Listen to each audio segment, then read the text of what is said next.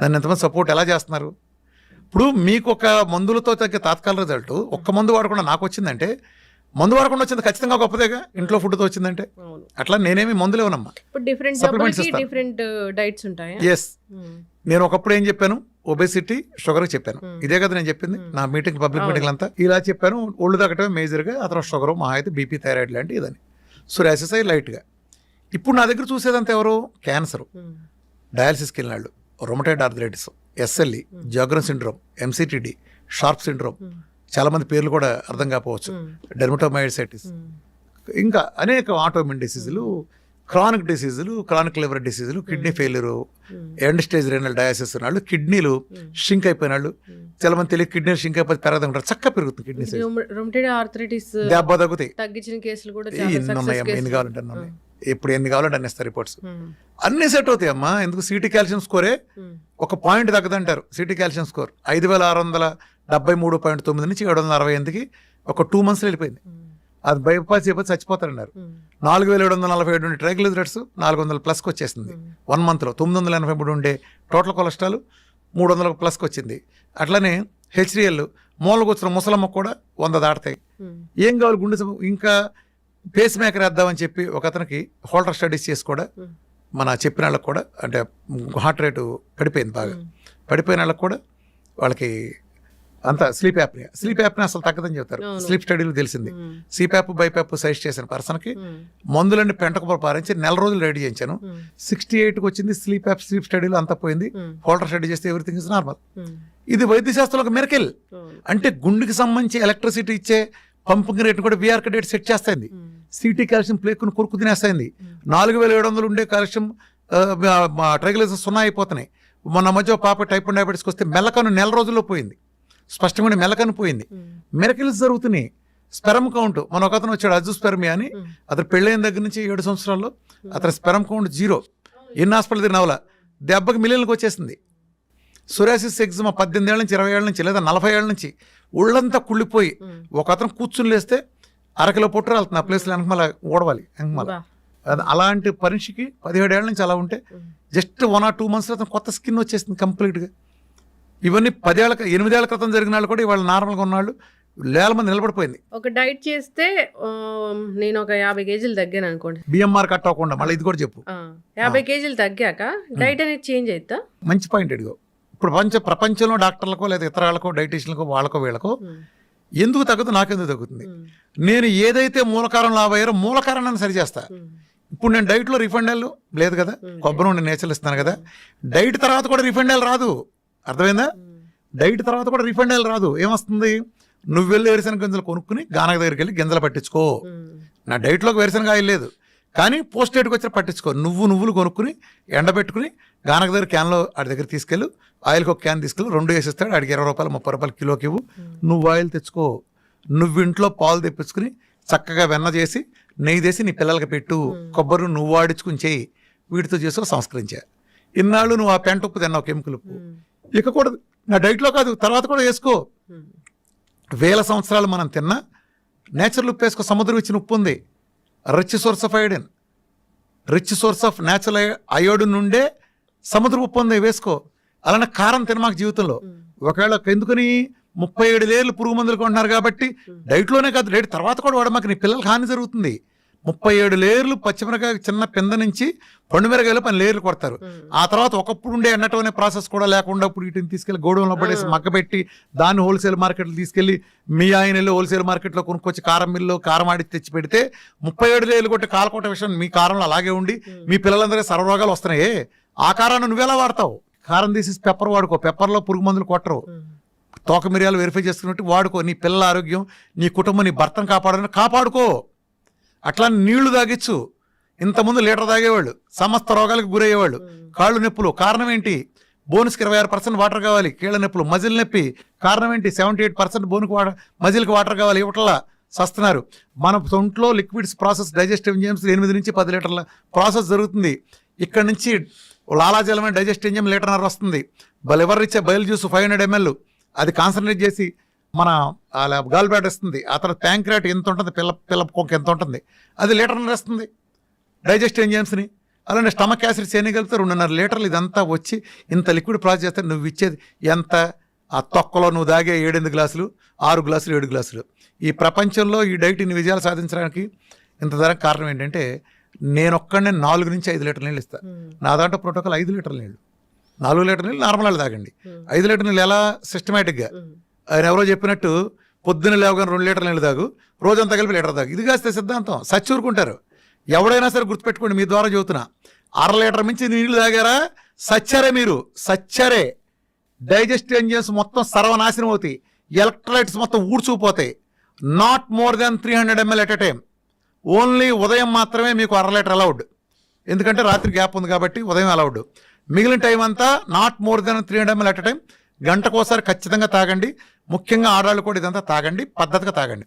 అట్లనే ప్రతిదీ చెప్తా నేను మార్పులు. అదిగో కార్బైడ్ పళ్ళు ఉన్నాయి, నేచురల్ పళ్ళు కొనుక్కుంటలేదా, లేదా డ్రై ఫ్రూట్స్ కొనుక్కో, ఇలా చేసుకో. పాలు మానేసి జావలు లాంటివి చూసుకో, ధాన్యాల నుంచో బోనాల నుంచో జావలు ఉన్నాయి. బాదం లాంటివి నానబెట్టి పెట్టు, వాల్నట్ లాంటివి పెట్టు. అలానే పంచదార తీసేసి బెల్లం పెట్టు. సంస్కరణ. పంచదార తీసి పిల్లలు అడుగుతున్నారు బెల్లంతో. మన చిన్నప్పుడు ఏం చేసేవాళ్ళు, పచ్చి వేరుశనగ పప్పులు పెట్టేవాళ్ళు. గుండెకి ఎంత రక్షణ తెలుసా? వేరుశనగ పప్పులు తింటే గుండెకి 37% అధిక రక్షణ. మెటా అనాలిసిస్లో బొచ్చుడు 100 ఉన్నాయి. వేరుశనగ పప్పులు, పచ్చి వేరుశనగ పప్పులు తింటే గుండెకి అద్భుతమైన రక్షణ. పచ్చి వెల్లుల్లి ఇక్కడ పెట్టి కొరితే అందులో గామా, ఎస్ఎస్, అల్లిసిన్ అద్భుతమైన ఫైటోకెమికల్స్ గుండెకి కరిగించి అవతల పారేస్తుంది. ఎంకమాల ఎంత ఫ్లేక్స్ అయినా ఎటువంటి చెడు పదార్థాలను కరిగించగలిగే సామర్థ్యం దానికి ఉంది. వెల్లుల్లి రక్షణ ఉంది. మన ఒంట్లో ఉండే ప్రతి దినుసు ఒరిజినల్గా మనం తీసుకునే ప్రతిదీ ఒక ఔషధం. ఇప్పుడు నిజానికి ఏ ఏరియా కూడా ఆ ఏరియాలో పండిన పంటలు తింటాడు.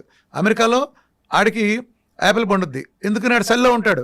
మనకు జాంకాయ ఉంది, మనకు యాపిల్ కాదు. వాడి జాంకాయ కాదు, వాడు యాపిల్ తినాలి, మనం జాంకాయ తినాలి. ప్రకృతి మనకి ఏం తినాలో మనకు ఆ పరిస్థితులు బట్టి మనకి ఇచ్చింది. ట్రాపికల్ కొబ్బరి చెట్లు ఇచ్చింది, వాడు ఇంకో సోయా వాడుకుంటాడు, వాడికి సెట్ అవుద్ది. వాడికి సెట్ అయింది, మనకు సెట్ అవ్వదు. అర్థమైందా? మనం జమ్మూ కాశ్మీర్ వాడు రగ్గేసుకున్నాడు కదా, రగ్గప్పు పడుకున్నాడు కదా అని మనం బెదవాళ్ళు ఎండలో ఉండేవాడు రగ్గప్పు పడుకుని సచ్చూరుకుంటాడు. లేదా ఆడు సొక్కది తాడు చేస్తాడు. ఎక్కడ వేసాలు అక్కడ వేయాలి. మనం రోమ్లోకి వెళ్తే రోమంలాగా ఉండాలి. అర్థమైందా? ఇలా చేయకపోబట్టి లోపం వస్తుంది. వీళ్ళు ఏం చేస్తారు, ఆ తెల్లతోలుడు ఏం చేస్తే మాకు అదే. ఎంత కామెడీలు ఉంటాయి చెప్పనమ్మా. ఉదాహరణకి డి విటమిన్ ఉంటుంది అనుకో. చాలా కామెడీలు మన వైద్య రంగంలో కానీ, ముఖ్యంగా న్యూట్రిషన్ అనే న్యూట్రిషనల్కి నేర్పే పనికిమాల చెత్త ఏంటో చెప్పిన. ఈ న్యూట్రిషన్ సమాజాన్ని ఎలా నాశనం చేస్తున్నారు. కోడిగుడ్డు, వీళ్ళకేంటి బట్టి పట్టిన కొన్ని పదార్థాలు ఉంటాయి, వీళ్ళకి నేర్పుతారు. కోడిగుడ్డు తినండి, కోడిగుడ్లో 6 గ్రాముల ప్రోటీన్ ఉండును అంటారు. ఒరే కోడిగుడ్లో ప్రోటీన్ ఉందరా, బాగానే ఉంది. ఏ కోడిగుడ్లోరా? ఎన్నేళ్ల క్రితం పెట్టిన కోడిగుడ్డు అది? 50 ఏళ్ళు అయిందా, 60 ఏళ్ళు అయిందా? అమెరికాలో పెట్టిన గుడ్డ, ఆఫ్రికాలో పెట్టిన గుడ్డ, ఇండియాలో కోడి పెట్టిన గుడ్డ, ఎక్కడ పెట్టిన గుడ్డు? అప్పుడు 60 ఏళ్ల క్రితం చూసిన ఆ కోడి నాటుగా పెంచారా, లేకపోతే వీధిలో తిరిగి అడవిలో తిరిగిందా, గింజలేసి పెంచారా, లేదా పురుగులేసి పెంచారా?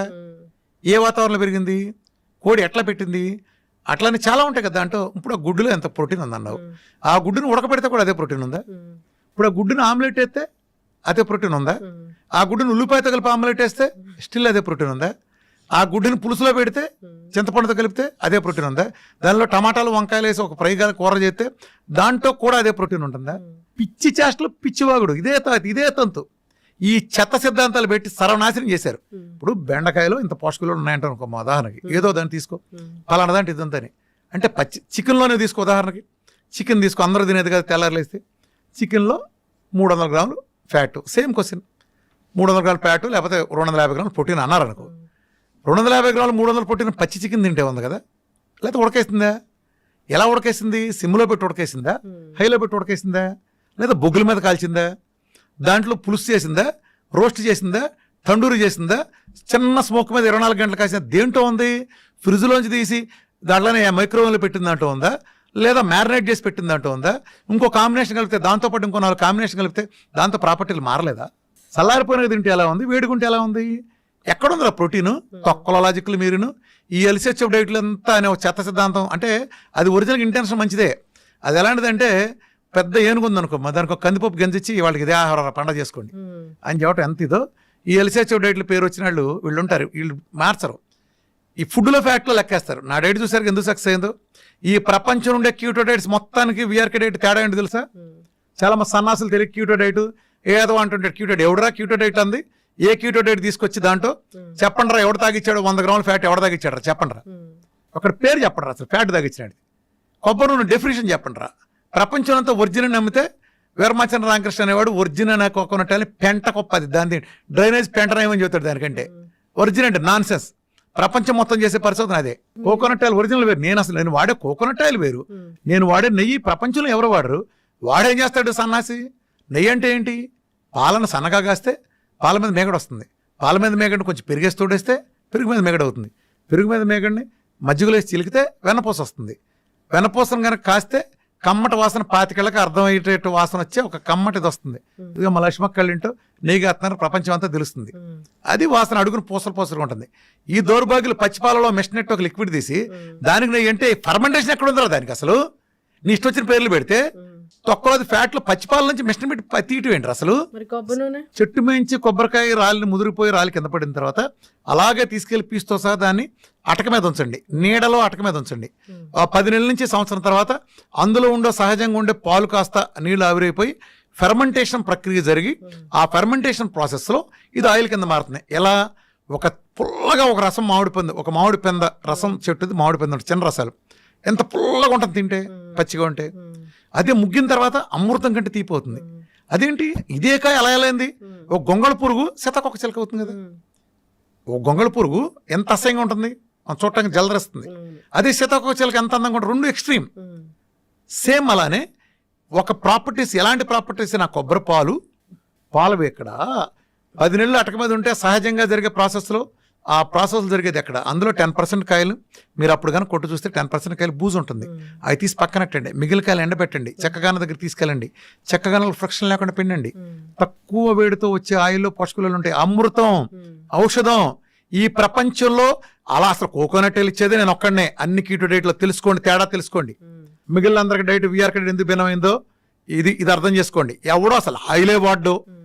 ఆహారంతోనే పరిష్కారం అయిపోయి సమస్య. గుమ్మానికి పసుపెందుకు రాశారు? యాంటీబయాటిక్. ఈరోజు కుర్కుమిన్ ప్రపంచంలో ది బెస్ట్ యాంటీబయాటిక్. అది రాస్తే సూక్ష్మక్రిములు లోపల రావని రాశారు. ఇప్పుడు ఆడవాళ్ళు ఉన్నారు, ఆడవాళ్ళు వంటింట్లోకి వెళ్తారు కాబట్టి సూక్ష్మక్రిములు వంటగదిలోకి వెళ్ళకూడదని పెద్దవాళ్ళ విధానం పెట్టారు. పెద్దవాళ్ళు పెట్టిన ప్రతి విధానంలో ఒక ఉంటుంది. ఇప్పుడు గుళ్ళోకి వెళ్తే పచ్చకర్పూరం వెలిగిస్తారు. దేనికి? అందులో మోనోటెప్నాల్ అనే ఫైటోకెమికల్ ఉంటుంది.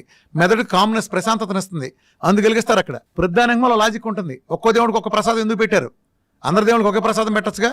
ఒక దేవుడు ఇట్ట పెడితే ఒకడు చక్కెర పొంగల్ పెడతారు, ఒకటి పులిహోర పెడితే సి విటమిన్, ఒకటి దద్దోజనం పెడితే గ్లూకోజ్, ఇంకో ప్రసాదం శనగలు పెడితే విటమిన్, ప్రోటీన్స్. అర్థమైంది ఎందుకు పెట్టారు? ఒక్కొక్క వారం ఒక్కొక్క దేవుడు పెట్టారు. దీన్ని సామూహిక సమావేశాలను పెడితే పేదవాడికి చేసుకునే పరిస్థితి ఉండదు. అందుకని డబ్బున్న ఊళ్ళో రైతు వెళ్ళి ఇవాళ శ్రీరాములు కళ్యాణం చేస్తున్నాం, లేకపోతే దసరా ఉత్సవాలు జరుగుతాయి, నాటకం వేస్తున్నాం అంటే అక్కడికి వచ్చిన వాళ్ళందరికీ దేవుడు పూజ చేసి ఈ శనగలను పెడతారు. ఒకరోజు నవరాత్రుల్లో ఒక రోజు శనగలు పెడతారు, ఒక రోజు ఇంకోటి పెడతారు. దీని మూలన ఆ పేదవాడికి ఆ విటమిన్ లోపాలు ఏమైనా ఉంటే ఆడెన్నున్నా అవి కూడా సరవుతాయి. ఆ రోజు లేదు కాబట్టి ఒక వ్యవస్థను బ్యాలెన్స్ చేసే వ్యవస్థలు. అలానే ఇస్లాం కమ్యూనిటీలో ఒకప్పుడు అందరూ కలిపి వండిందంతా తెచ్చుకుని ఒకసారి తినాలని వ్యవస్థ ఉంది. ఈ వ్యవస్థలని పెట్టి పిచ్చోళ్ళే పెట్టలా. పాత చెత్త కాదు, మీరు మోడర్న్ తొక్కలో దిగేం రాలా. ఇంతవరకు మన జలుబుకు మందు కనిపెట్టలా, మన స్కూల్ ముయ్యండి, దగ్గుకు మందు కనిపెట్టలా, డయాబెటీస్ వస్తే గుడ్లు తేలేస్తాం, బీపీ వస్తే ఏం చేయాలో తెలియదు. బోర్డు గ్యాస్ తగ్గించడం ఉందా ఎక్కడన్నా? తగ్గించడం అంటే ఏంటి? ఇప్పుడు వేసుకున్నా పోయింది, మళ్ళీ తర్వాత ఎందుకు వస్తుంది? అసలు నీకు డయాబెటీస్ చేసుకుని నువ్వు చేసిన పాపం ఏంటి? భయంకరం నేరం చేసావు. ఏదో కక్కుర్తిపడి 2 పార్టీలు కొంచెం ఎక్కువ తిన్నావు, కొద్దిగా షుగర్ కనిపించింది. దీనికోసం వాడి జీవితాంతం కప్పం కట్టాలా? ఎందుకు కట్టాలి? చిన్న పొరపాటు నువ్వు ట్రాఫిక్లో చిన్న ఉల్లంఘించావు, నీకు 20 సంవత్సరాలు జైలు శిక్ష ఓకే? నీకు చెప్పు, నీకు ఫైన్ వేయాలా? ఒక 20 సంవత్సరాలు జైలు శిక్ష చేయాలా? ఏం చేయాలి? నిన్ను ట్రాఫిక్లో రాంగ్ సైడ్ వెళ్ళావు, ఏం చేయాలి? 20 సంవత్సరాలు జైలు శిక్ష చేద్దామా? వీళ్ళు అదే వేస్తున్నారుగా. ఏంటి అసలు సిగ్గుపడరా? ఒక జబ్బు వస్తే తగ్గడం కాబట్టి ఏం మీనింగు? నువ్వేం కోరుకుని వచ్చావు ఒక డాక్టర్ దగ్గరికి? మిగతా వాడు ఏ రకంగా అన్ని తింటున్నా బాగున్నాడో అలా ఉండే వ్యవస్థకి. అట్లా నువ్వు విచ్చలుడిగా తినే లైసెన్స్ కాదు నీకు. 150 కిలోమీటర్ స్పీడ్లో ఒళ్ళు బలిసి నువ్వు డ్రైవింగ్ చేసినప్పుడు బైక్ని మలుపు తిప్పినప్పుడు నువ్వు పడ్డావు, కాలు ఇరిగింది. ఇవాళ నువ్వు మళ్ళీ బయటకు వచ్చావు, మళ్ళీ సిగ్గు లేకుండా నేను 150 వెళ్తాను, మళ్ళీ పడతావు. నువ్వు 70లో వెళ్ళు, నేను బండి మీద వెళ్ళొద్దంట్లా, 70లో వెళ్ళు. అది వచ్చినప్పుడు కొంచెం కాలు దించుకుని ఇలా తిప్పుకుని మళ్ళీ వెళ్ళు. నువ్వు ప్రయాణం చేస్తాను కానీ ఉంటావు. అర్థమైందా? అలా లేకపోతే ఏం చేస్తావు? నేను ఆ సంస్కారం చెబుతున్నా. సంస్కారం చెప్పడం తగ్గిస్తారు, తర్వాత నిలబడుతుంటే మీకట్టు నిలబడద్దురా? నిలబడటం ఏంటి? అది ఆచరించేవాడిని బట్టి ఉంటుంది. విఆర్కే డైట్లో ఉండేవి ఏంటి, అసలు ఉండనివి ఏంటి? విఆర్కే డైట్ ఎలాంటి ఫుడ్స్ని అవాయిడ్ చేస్తుంది? విఆర్కే డైట్లో ఏం ఉంటాయి అసలు? విఆర్కే డైట్ ఒక తమాషా ఉంటుంది. విఆర్కే డైట్లో మంచి చెడు బేసిస్తో డివైడ్ చేయను. నేను తినమన్నాయి అద్భుతమైన, తినద్దన్నాయి కూడా అద్భుతమైన. పొద్దున్న లేసి గంట వాకింగ్ చేయడం మంచిదా కదా? చెప్పు. మంచిదేనా? ఇప్పుడు నీ కాలు ఇరిగింది, నడుస్తావా? అదేంటి మంచిదన్నావుగా? మంచిదని అన్నావుగా, ఎందుకు నడవు? నడవలేను కాబట్టి. ఇప్పుడు మంచిది కాదు, నడక ఎప్పుడు మంచిదే. నువ్వు ఈ కాలు ఇరిగింది కాబట్టి నీకు మంచిది కాదు, కాలు ఇరిగి తగ్గినాక మళ్ళా నాడు. అట్లానే నేను వద్దన్న పళ్ళు లేకపోతే ఇతరత్ర నేను వద్దంటున్నాను కదా, అవి కూడా మంచివే. ఈ ప్రోగ్రాంకి అడ్డం కాబట్టి వద్దంటు, అంతేగాని చెడ్డైన కాదు. ఇప్పుడు జాండీస్ వచ్చింది, లివర్కి సంబంధించి ప్రాబ్లం, ఫ్యాట్ అవాయిడ్ చేస్తారు. ఫ్యాట్ అంటే మిగతా చేయకూడదు, కొబ్బరి నూనె ఇవ్వచ్చు. మనం కొన్ని అవాయిడ్ పత్యం పెడతాం కదా జాండీస్ వచ్చిన వాళ్ళకి.